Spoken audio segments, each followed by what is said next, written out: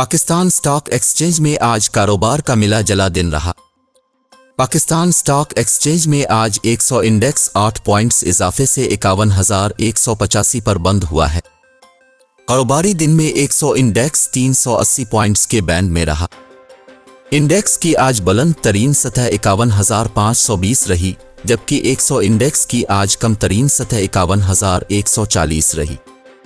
बाजार में आज 36 करोड़ 40 लाख शेयर्स के सौदे हुए, जिनकी मालियत 10 अरब 92 करोड़ रुपए से जायद रही। इसके अलावा मार्केट कैपिटलाइजेशन 5 अरब रुपए बढ़कर 7,452 अरब रुपए है।